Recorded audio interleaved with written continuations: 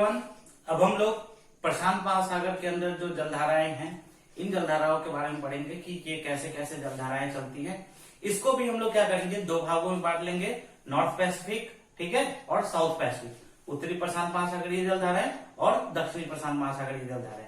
तो first of all आपको ये पता होना चाहिए कि इसके बगल में, इसके दोनों साइड कौन कौन से कॉन्टिनेंट्स है। तो पहले तो उसको समझ लेते हैं और उसके बाद देखते हैं कि क्या है। तो आपको पता है यहाँ पर क्या होगा, नॉर्थ अटलांटिक, नॉर्थ अमेरिका, उत्तरी अमेरिका है। इसके नीचे क्या है, यहाँ पे दक्षिणी अमेरिका है ना, साउथ अमेरिका। यहाँ पर क्या है, नॉर्थ अमेरिका, और यहाँ पर क्या है, साउथ अमेरिका, ठीक है। अब इसके बाद पैसिफिक तो इधर है, तो पैसिफिक इधर है, तो इधर में क्या है, यहाँ पर आपको एशिया है ना। यहाँ पर क्या हो गया, एशिया है, ठीक है। और यहाँ पर क्या है, इसके नीचे यहाँ पर देखिएगा तो यहाँ पर क्या है, ऑस्ट्रेलिया है, ठीक है ना।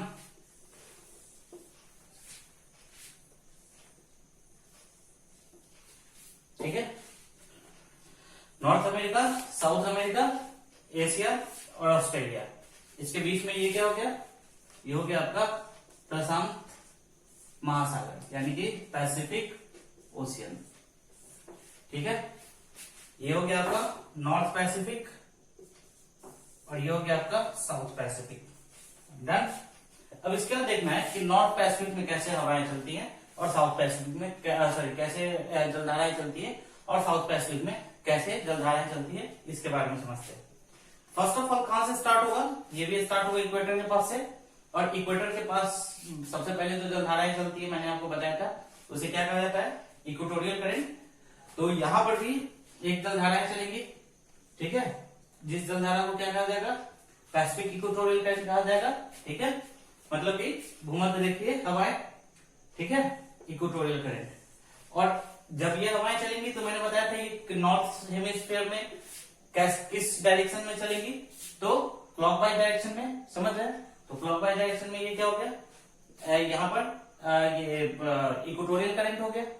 और इक्वेटोरियल करंट के बाद फिर से क्या होगा, ये इक्वेटोरियल करंट जब फ्लो होता है तो ये अपने साथ कई सारे जल के बहुत सारे अमाउंट को क्या करता है, डिस्प्लेस कर देता है। डिस्प्लेस करने से फिर से क्या बनता है, ग्रेडियंट क्रिएट होता है। और जो ग्रेडियंट क्रिएट होता है तो फिर से जो अपोजिट डायरेक्शन में करंट का फ्लो शुरू हो जाता है। और जब अपोजिट डायरेक्शन में करंट का फ्लो शुरू होता है तो उसे क्या कहते हैं, इक्वेटोरियल काउंटर करंट। तो देखिएगा यहाँ पे जो चलेगा उसे क्या कहा जाएगा, इक्वेटोरियल काउंटर करंट। ओके, यहाँ पर इक्वेटोरियल करंट और यहाँ पर क्या हो गया, इक्वेटोरियल काउंटर करंट, समझ रहे हैं। तो उसके बाद देखिएगा थोड़ा सा आगे बढ़ेंगे तो ये इक्वेटोरियल करंट जो होगा वो ये क्या होगा, वार्म करंट होगा, क्योंकि किसके पास से चल रहा है, इक्वेटर के पास से चल रहा है। तो ये क्या होगा, वार्म करंट होगा।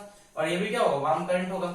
आगे थोड़ा बढ़ेगा, यहाँ पर आएगा, तो यहाँ पर आने के बाद ध्यान दीजिएगा, जो जलधारा, जो करंट यहाँ पर फ्लो कर रहा है, इस करंट को कहा जाता है क्यूरोसियो करंट, ठीक है। क्या कहा जाता है, क्यूरोसियो करंट, है ना। और ये भी इक्वेटर के पास से निकल रहा है, तो ये भी कैसी जलधारा होगी, ये भी वार्म करंट होगा, गर्म जलधारा होगी, ठीक है। Equatorial current, equatorial counter current, और ये क्या हो गया, क्यूरोसियो। क्यूरोसियो भी कैसा करंट, तो वार्म करंट। डन। उसके बाद क्यूरोसियो करंट आगे बढ़ता है। ये बिल्कुल, ये जो क्यूरोसियो करंट है ये अटलांटिक ओशियन के, जो अटलांटिक ओशियन के अंदर जो गल्फ स्ट्रीम था, उस गल्फ स्ट्रीम की तरह है, ठीक है। इसका फिनोमेना उसी तरीके से है, इसका पोजिशनिंग भी क्या है, वही है, ठीक है। उसके बाद जब ये क्यूरोसियो है तो ऊपर से एक ठंडी जलधारा आती है, वहां भी आ रही थी, ग्रीनलैंड, यहां पर आती है, इसे कहा जाता है ओएससीओ, ठीक है। तो इसे क्या कहा जाता है, ओएससीओ करंट, ठीक है। और ये दोनों जो करंट है, क्यूरोसियो और ओएससीओ, ये आपको जापान के कोस्ट के पास क्या होता है, ये दोनों मीट करते हैं। तो आपको बता दूं, जहां भी कोल्ड करंट और वार्म करंट मिलेंगे, वो जो जगह होगा वहां पर काफी ज्यादा फॉग बनेगा। और वहां पर प्लैंक्टन्स का, जो प्लैंक्टन्स होते हैं उनका काफी ज्यादा, प्लैंक्टन समझते होंगे आप लोग, जो जलीय जीव, जलीय जो पेड़ पौधे होते हैं, ठीक है। तो प्लैंक्टन्स का काफी विकास होता है। प्लैंक्टन्स का विकास होता है तो उनको खाने वाले छोटे छोटे जीव जंतुओं का विकास होता है, ठीक है। फाइटोप्लैंक्टन्स का भी विकास हो जाता है, जू प्लैंक्टन्स का भी विकास हो जाता है। और उसके बाद उनको कौन खाती है, मछलियां। तो यहाँ पर ये जो भी जगह होगा जहां पर वार्म करंट और कोल्ड करंट, तो ये क्यूरोसियो क्या है, वार्म करंट, और ओएसयू क्या है, कोल्ड करंट। ठीक है, तो जहां भी वार्म करंट, क्योंकि ये कहां से आ रहा है, पोल से आ रहा है, तो जहां भी वार्म करंट और कोल्ड करंट मिलेगा वहां पर क्या होगा, फॉग का फॉर्मेशन होगा, वहां पर क्या होगा, मछलियों का ज्यादा उत्पादन होगा। यही कारण है कि जापान, ये दोनों मिलते हैं जापान के कोस्ट पे, तो जापान के पास भी क्या होता है, मछलियों का काफी ज्यादा उत्पादन होता है। ठीक है, आपने पहले भी सुना भी होगा। ठीक है, फिर से याद करते हैं, equatorial current, equatorial counter current, Kuroshio, और क्यूरोसीओ के बाद ऊपर से जो आने वाली करंट है उसको क्या कहते हैं हम लोग, उसको कहते हैं ओएसयू। यही थोड़ा सा आगे बढ़कर ये होता है आपका नॉर्थ पैसिफिक करंट। ठीक है, और नॉर्थ पैसिफिक करंट के बाद जब ये करंट आगे बढ़ती है तो फिर ये नीचे आती है, और ये जो नीचे आने वाली करंट है तो ये क्या, ये नॉर्थ पैसिफिक जो होता है ये भी क्या होता है, वार्म करंट रहता है। ठीक है, और ये जो ऊपर से नीचे आ रही है इसे कहा जाता है कैलिफोर्निया करंट। और ये जो कैलिफोर्निया करंट है ये क्या हो रहा है, पोल से नीचे की तरफ आ रहा है, तो पोल से जब नीचे की तरफ आएगा तो ये कैसी करंट होगी, तो ये कैसा करंट होगा, ये होगा आपका कोल्ड करंट। समझ रहे हैं, समझ रहे आप लोग, यहाँ पर क्या हो गया, वार्म करंट, वार्म करंट, फिर ये नीचे से ऊपर जा रहा है, ये भी क्या, वार्म करंट, ऊपर से आ रहा है मतलब पोल से आ रहा है तो क्या, कोल्ड करंट। ठीक है, इसी का एक्सटेंशन है आगे नॉर्थ पैसिफिक करंट, और जब ऊपर से नीचे जा रहा है कैलिफोर्निया तो ये भी क्या होगा, कोल्ड करंट होगा। अब समझिए, जो भी कोल्ड करंट है, अगर यहाँ पर cold current Californian current flow कर रहा है, तो आप देखेंगे कि जब मैंने नॉर्थ अमेरिका बताया होगा तो नॉर्थ अमेरिका में आपको बताया होगा कि यहाँ पर दो डेजर्ट हैं। ठीक है, कौन कौन से डेजर्ट हैं, तो एक डेजर्ट का नाम है, याद रखिएगा आप लोग, मोजावे डेजर्ट। ठीक है, और दूसरे का नाम है सोनोरन डेजर्ट। ठीक है, दो डेजर्ट हैं, मोजावे डेजर्ट और सोनोरन डेजर्ट। तो ये देखो वार्म करंट, कोल्ड करंट जहां भी फ्लो करेगा वहां पर क्या होगा, डेजर्ट का फॉर्मेशन होगा। रीजन क्या है, यूपीएससी आई थिंक 2014 में क्वेश्चन पूछा था कि मेंस के अंदर, कि जो भी डेजर्ट्स होते हैं वो डेजर्ट्स वेस्टर्न कोस्ट के ऊपर ही क्यों पाए जाते हैं, रीजन क्या है, तो उसका भी एक पार्ट का जो आंसर है वो यहीं पे छिपा हुआ है। तो समझो यहां पर कौन सा करंट फ्लो कर रहा है, कोल्ड करंट फ्लो कर रहा है। कोल्ड करंट के पास जो होता है ना, वो क्या होता है, वो जो भी आर्द्रता होती है ना, उस आर्द्रता को सोखने की क्षमता होती है। ठीक है, ठंड के समय में क्या होता है कि आपके जो शरीर होते हैं वो सूखे पड़ जाते हैं, मॉइस्चराइजर का यूज पड़ता है। रीजन क्या होता है, जो उस समय करंट जो फ्लो कर रहा है, उस समय जो विंड फ्लो कर रहा है, वो विंड क्या करती है, क्योंकि उस समय कैसा विंड रहता है, वो कोल्ड विंड रहता है, तो वो जो विंड रहती है वो क्या करती है, आपकी जो नमी होती है उस नमी को वो क्या करती है, सोख लेती है। सेम सिचुएशन यहाँ पर होता है, जब कोल्ड करंट फ्लो करता है तो कोल्ड करंट क्या करता है, यहाँ की जो नमी होती है उस नमी को वो क्या करता है, सोख लेता है। और जब वो नमी को सोख लेता है तो यहाँ पर जो लोकेशंस होते हैं वहां पर बिल्कुल भी वर्षा नहीं हो पाती है, और जब वर्षा नहीं हो पाएगी तो वहां पर क्या बनेगा, डेजर्ट का फॉर्मेशन होगा। इसलिए आप देखेंगे कि जहां जहां पर भी कैसा करंट फ्लो हो रहा है, कोल्ड करंट फ्लो हो रहा है, वहां पर किस चीज का फॉर्मेशन हुआ है, डेजर्ट का फॉर्मेशन हुआ है। ठीक है, तो यहाँ पर कैलिफोर्निया के पास कौन सा दो डेजर्ट है, याद रखिएगा, मोजावे डेजर्ट और सोनोरन डेजर्ट, ये दोनों डेजर्ट का फॉर्मेशन हुआ है। किसके कारण, तो कोल्ड करंट के कारण हुआ है। ठीक है, एक और रीजन होता है, क्योंकि जो विंड्स होते हैं वो विंड्स यहाँ जब विंड्स फ्लो करते हैं तो विंड्स के पास सबसे ज्यादा जो नमी होती है, आर्द्रता होती है, वो यहाँ पे होती है। ठीक है, ईस्टर्न कोस्ट पे जब वेस्टर्लीज फ्लो करते हैं और ईस्टर्न कोस्ट तक आते आते उनकी जो आर्द्रता होती है, जब वेस्टर्लीज फ्लो करते सॉरी, तो जब वो वेस्टर्न कोस्ट तक आते आते उनकी जो आर्द्रता होती है वो आर्द्रता क्या हो जाती है, समाप्त हो जाती है।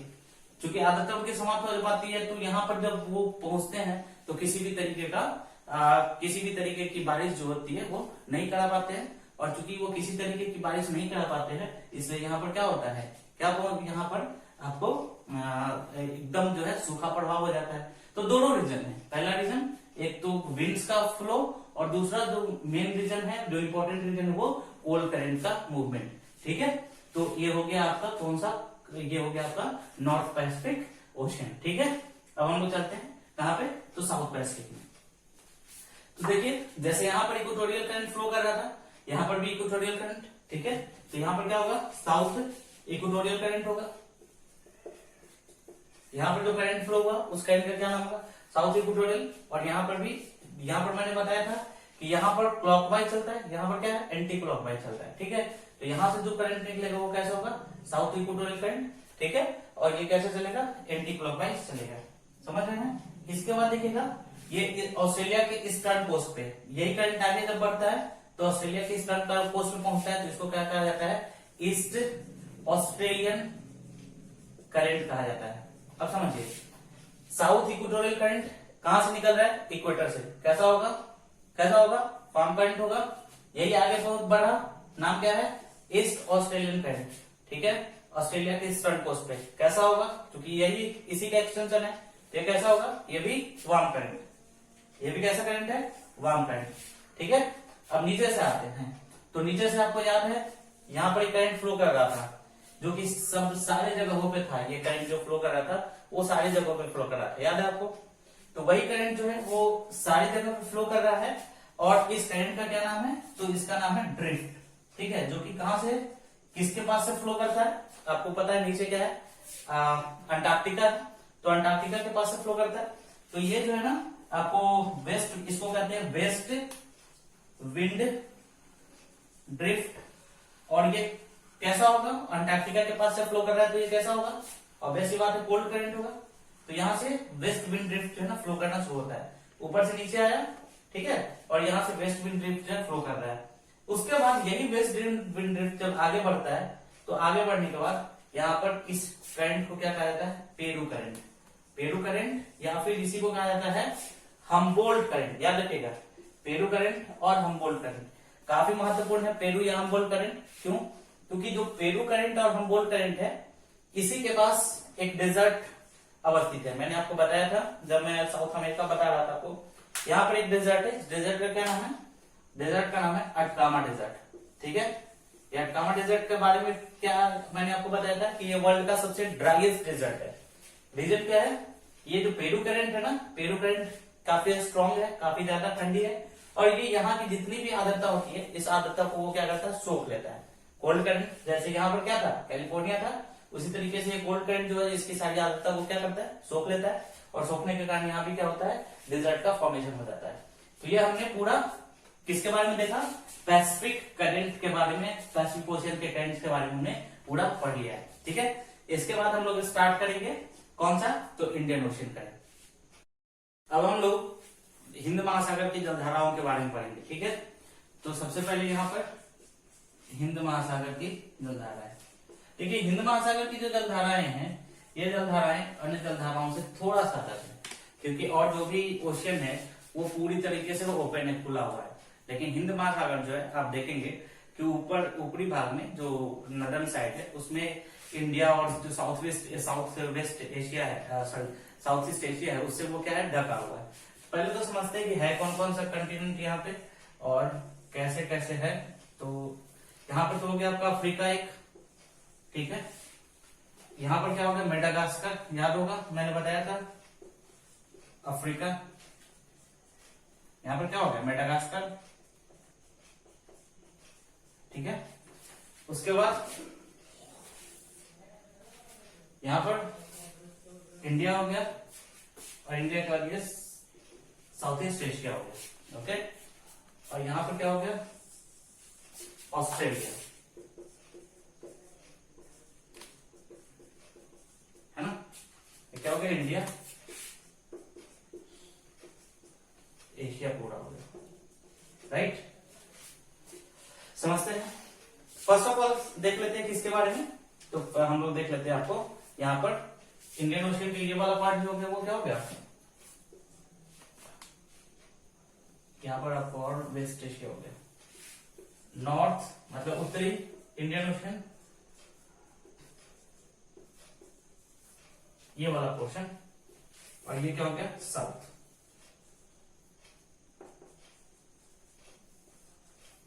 स्टार्ट करते हैं किसके साथ, साउथ इंडियन ओशियन, क्योंकि नॉर्थ इंडियन ओशियन का जो मैकेनिज्म है थोड़ा सा डिफरेंट है, बहुत ज्यादा नहीं, थोड़ा सा डिफरेंट है। तो स्टार्ट करते हैं किसके साथ, साउथ इंडियन ओशियन के साथ। तो साउथ इंडियन ओशियन में भी यहां पर भी कौन सा हेमिस्फीयर है, सदर्न हेमिस्फीयर, करंट कैसे फ्लो करेगा, एंटी क्लॉकवाइज, तो एंटी क्लॉकवाइज में इस करंट को क्या कहते हैं, साउथ इक्वेटोरियल करंट, सब जगह पे जो इक्वेटर के पास है वो इक्वेटोरियल करंट, तो ये क्या होगा, साउथ इक्वेटोरियल करंट, समझ रहे हैं। कैसा करंट होगा ये, वार्म या कोल्ड, इक्वेटर के पास है वार्म करंट, गुड, ठीक है, ये क्या हो गया, वार्म करंट। इक्वेटर के पास चला साउथ इक्वेटोरियल करंट, और इक्वेटोरियल के पास ये कैसा करंट होगा, तो वार्म करंट।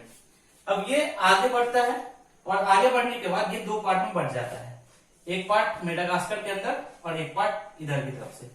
जो मेडागास्कर के अंदर की तरफ आता है इसे कहा जाता है मोजाम्बिक, क्योंकि यहां पर क्या है, मोजाम्बिक चैनल है, तो इसे क्या कहा जाता है, मोजाम्बिक करंट कहा जाता है। ठीक है ना। और ये जो करंट हो गया, इस साइड से जो करंट फ्लो कर रहा है इसे कहा जाता है अगुलहास। ठीक है, कैसा है, ऊपर से नीचे की तरफ जा रहा है दोनों, कैसा करंट होगा दोनों को, दोनों वार्म करंट, इक्वेटर से नीचे जा रहा है ना, तो दोनों कैसा होगा, वार्म करंट होगा। नीचे से कौन सा चल रहा था, याद है आप लोगों को, वेस्ट विंड ड्रिफ्ट।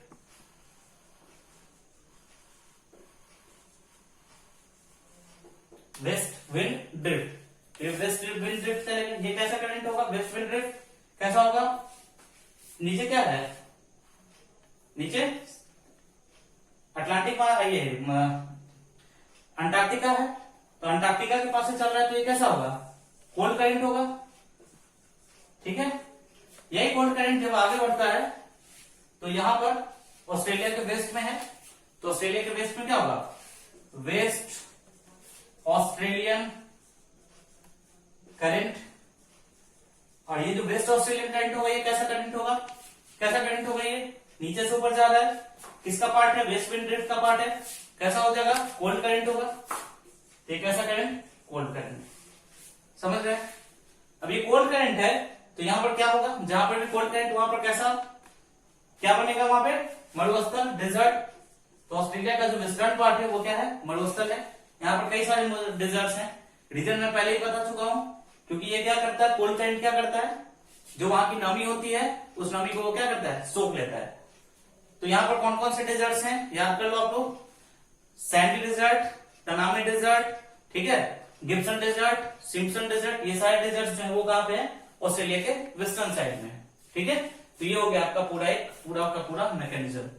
फिर से देख लेते हैं, साउथ इक्वेटोरियल करंट कैसा करंट होगा, वार्म करंट होगा, ऊपर से नीचे आया, इधर मोजाम्बिक चैनल में मोजाम्बिक करंट, मेडागास्कर के राइट साइड में अगुलहास करंट, नीचे से क्या गया, वेस्ट विंड ड्रिफ्ट, और जब ये वेस्ट विंड ड्रिफ्ट ऑस्ट्रेलिया के वेस्टर्न साइड में आ गया तो क्या हो जाएगा, क्या होगा आपको, वेस्ट ऑस्ट्रेलियन करंट। ये था इसका पूरा मैकेनिज्म, ये पूरा सर्कल में चलता है। अब हम लोग देखेंगे किसका, ऊपर वाले इंडियन ओशन के इधर का। मैंने बताया कि ये जो है, ये वाला जो वो किसके कारण चलता है, वो आपको मैंने बताया कि ये ओपन नहीं है, यहाँ पर एशिया का पार्ट है, और सारा जो था वो क्या था, ओपन था। तो ये जो बेसिकली यहाँ पर जो करंट फ्लो करता है वो करंट किसके कारण फ्लो करता है, तो ये डायरेक्टली बेस्ड होता है किसके ऊपर, मॉनसून पे। किस पे बेस्ड होता है बताइए, मॉनसून पे। जो इधर से मॉनसून आ रहा है ना, तो जब मॉनसून इधर से आ रहा है तो इस जो करंट का फ्लो होगा वो करंट का फ्लो भी क्या होगा, इसी डायरेक्शन से होगा।